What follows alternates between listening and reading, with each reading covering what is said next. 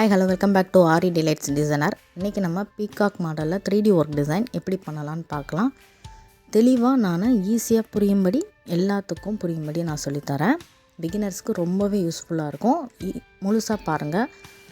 இடையில நிறையா tips and tricks நான் கண்டிப்பாக சொல்லித்தரேன்.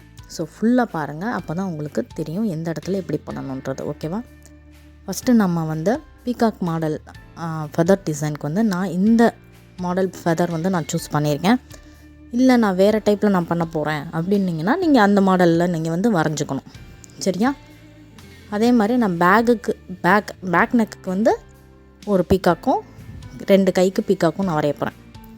ஸோ பேக்குக்கு நான் 20 ஃபெதர்ஸ் கிட்ட நான் வரையணும். அதே மாதிரி ஹேண்டுக்கு 15. சரியா? ஸோ 15 30, 2 கைக்கும் சேர்த்து 30, ஒரே ஒரு பேக்குக்கு 20 ஃபெதர். ஸோ இதை நம்ம தனித்தனியாக நீங்கள் வரைஞ்சிக்கணும். எந்த துணியில் அப்படின்னு நீங்கள் கேட்டிங்கன்னா அது உங்கள் இஷ்டம்தான். உங்களுக்கு வசதிக்கு ஏற்ற மாதிரி நான் இதில் பண்ணிக்கிறேன், லைனிங் கிளாத்தில் பண்ணிக்கிறேன், அல்லது பாலிவைல் அதை மாதிரி ட்ரை பண்ணிக்கிறேங்க அப்படின்னு நீங்கள் சொன்னீங்கனாலும் ஓகே. அதாவது உங்கள் இஷ்டம்தான். மேக்ஸிமம் நல்ல குவாலிட்டியான துணி யூஸ் பண்ணிக்கோங்க. இப்போ நான் என்ன பண்ணுறேன்னா, திலகம் சேஃப் ஸ்டோன் வச்சுட்டு உங்களுக்கே தெரிஞ்சிருக்கும், நீங்கள் பார்த்துருப்பீங்க. இருந்தாலும் இன்னொருக்கா சொல்கிறேன். திலகம் சேஃப் ஸ்டோன் வச்சுட்டு ஃபுல்லாக சுற்றி சுகர் பீடு கொடுத்துட்டு நெக்ஸ்ட்டு அந்த ஃபெதரை சுற்றி நம்ம கட் பீடு கொடுக்க போகிறோம். அந்த cut bead starting 2 cut bead gold கலரும், மிச்சது ஃபுல்லாக ப்ளூ கலர். அதாவது சாரீ நமக்கு ப்ளூ கலர்.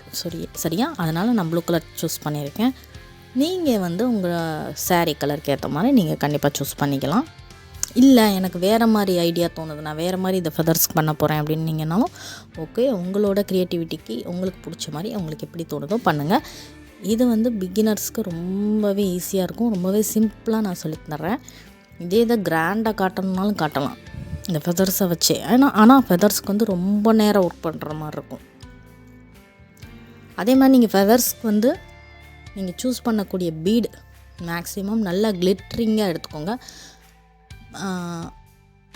அதாவது ரவுண்ட் பீடு அதை மாதிரி வேண்டாம். இந்த கட் பீடு இந்த மாதிரி கிளிட்ரிங்காக இருக்கிற மாதிரி பீடெல்லாம் நீங்கள் சூஸ் பண்ணலாம்.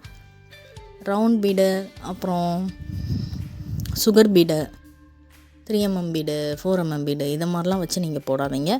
அது உங்களுக்கு அவ்வளோ தூரம் கிளிட்ரிங் லுக் கிடைக்காது. இருக்கும், நல்லா தான் இருக்கும். ஆனால் மேக்ஸிமம் இந்த 3D ஒர்க்குக்கு எல்லோரும் கிளிட்ரிங் எஃபெக்டில் தான் நம்ம கொடுப்பாங்க.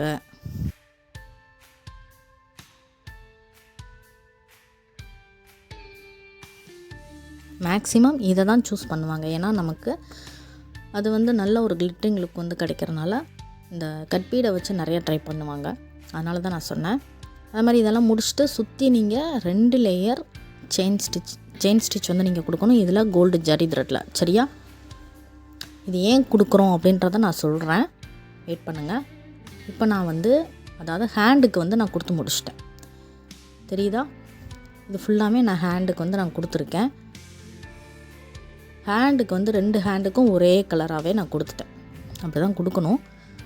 ஆனால் நான் பேக்குக்கு கொஞ்சம் அல்ட்ரா பண்ண போகிறேன். எப்படின்னா, ஒரு சைடு ப்ளூ கலர், ஒரு சைடு க்ரீன் கலர் இதை மாதிரி வச்சு பண்ண போகிறோம். சரியா? இப்போ மிச்சம் நான் வரைஞ்சி வச்சுருக்கேன்ல, இதெல்லாமே பேக் நெக்குக்கு. ஸோ மொத்தம் 3 பீக்காக் வரப்போகுது. சரியா? இப்போது பேக் நெக்குக்கு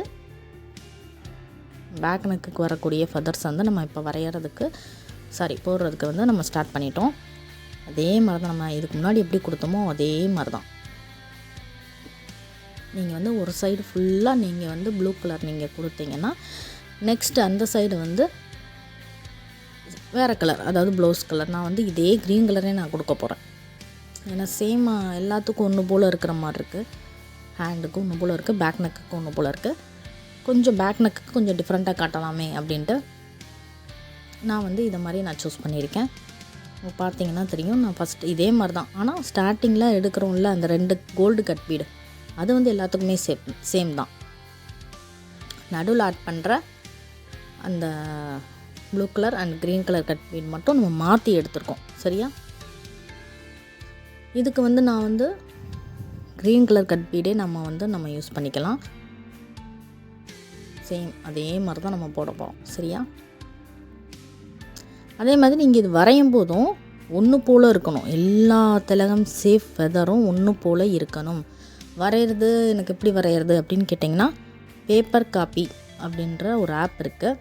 அந்த ஆப்பில் நம்ம இந்த திலகம் சேஃபை வந்து நீட்டாக வரைஞ்சி வச்சுக்கிட்டு அதை ஒரு ஸ்னாப்ஷாட் எடுத்துகிட்டு அதை நீங்கள் அப்படியே வரைஞ்சிக்கலாம். அப்படியே ஃபோனை வந்து அடியில் வச்சு நீங்கள் அப்படியே காப்பி பண்ணிக்கலாம். சரியா? அந்த ஆப்பை பற்றி நான் இன்னும் டீட்டெயிலாக நான் நெக்ஸ்ட் வீடியோவில் நான் எப்படி வரையலாம் அப்படின்றத நான் வந்து சொல்கிறேன் பிகினர்ஸ்க்காக.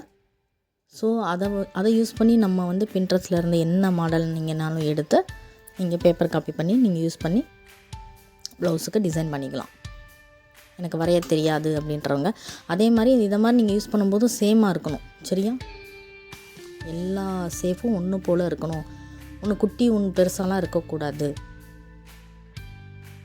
நான் வந்து பேக் நெக்கு வந்து 20 ஃபெதர்ஸ் நான் சூஸ் பண்ணியிருக்கேன்.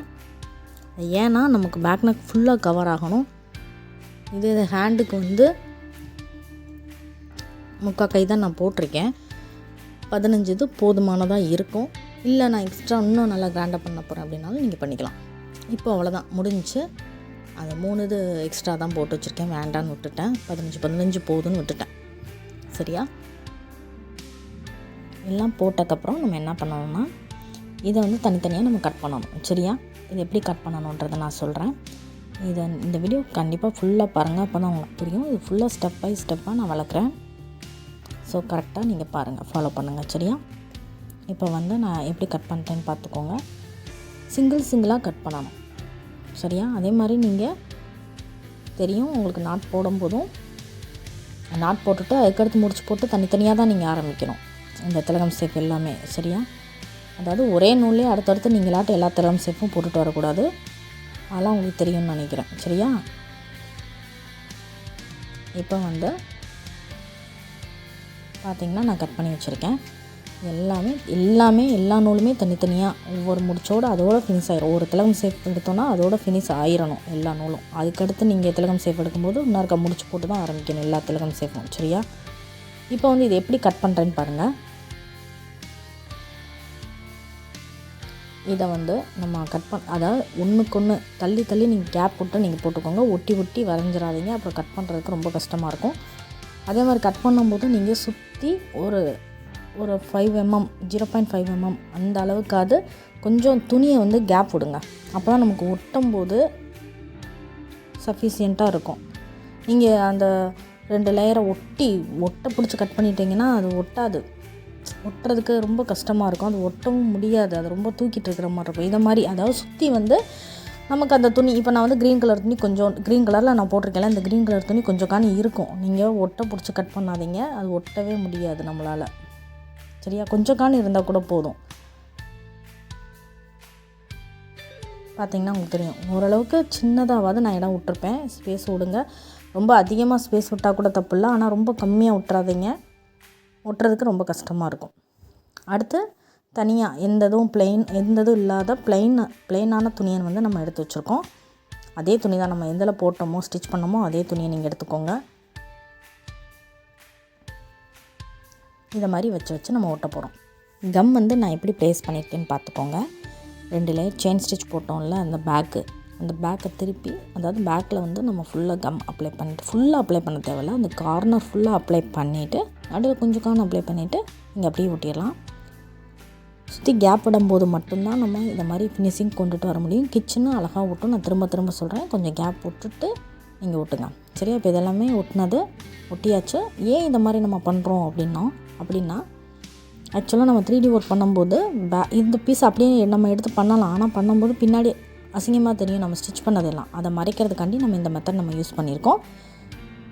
இதை விட ஈஸி இதை தவிர வேறு ஏதாவது இருக்கா அப்படின்னீங்கன்னா நீங்கள் எல்லாத்தையும் நம்ம ஸ்டிச்சிங் போட்டிருக்கோம்ல அந்த ஷேப் வரைஞ்சி அந்த அதுக்கு அடியில் அப்படியே ப்ளைனாக இன்னொரு துணியை அப்படியே நீங்கள் கம் வச்சு இதே மாதிரி பிட்டாக ஒட்டலாம். அது ஆனால் கம் வேஸ்ட் ஆகும், துணி வேஸ்ட் ஆகும். இது கொஞ்சம் 2 வேலையாக இருக்கிற மாதிரி இருக்கும். ஆனால் ஈஸியான மெத்தடை தான் நீங்கள் இதே ஃபாலோ பண்ணுங்கள். ரொம்பவே ஈஸியாக இருக்கும். அல்லது வேறு எதுவும் உங்களுக்கு தெரியும் இதை விட வேறு ஏதாவது ஈஸியாக இருக்குது அப்படின்னிங்கன்னா அதுவும் ஓகே. அதுவும் உங்களுக்கு எது உங்களுக்கு ஈஸியாக இருக்கோ அதை பார்த்துக்கோங்க. வேறு வந்து இப்போ ஆக்சுவலாக வந்து நம்ம வந்து இப்போ தான் நீங்கள் வந்து அந்த 2 லேயரை சுற்றி ஒட்டை பிடிச்சி கட் பண்ணி விடணும். சரியா? ஏன்னா இந்த பீஸ் அப்படியே நமக்கு போய் 3D ஒர்க்கில் உட்காரப்போகுது. அவ்வளோதான். இப்போ நம்ம இது என்ன பண்ண போகிறோன்னா, அடுத்தடுத்து நம்ம பீகாக்கில் எப்படி அட்டாச் பண்ணலாம், பீகாக் எப்படி வரையுது, இது எல்லாமே அடுத்தடுத்த வீடியோவில் சொல்கிறேன். ஸோ கண்டிப்பாக நீங்கள் சப்ஸ்கிரைப் பண்ணி வச்சுக்கோங்க.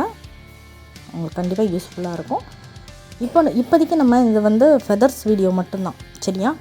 இதில் எப்படி ஃபெதர்ஸ் வரைகிறோம், எப்படி கட் பண்ணுறோம், இதை மட்டும் தான் நான் கொடுத்துருக்கேன்.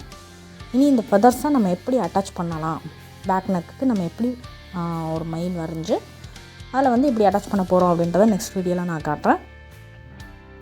ஸோ உங்களை எல்லாத்துக்கும் புரிஞ்சிருக்கும்னு நினைக்கிறேன். So thank you. லைக் பண்ணுங்கள், சப்ஸ்கிரைப் பண்ணுங்கள், கமெண்ட் பண்ணுங்கள். தேங்க்யூ. தேங்க்ஸ் ஃபார் வாட்சிங். தேங்க்யூ.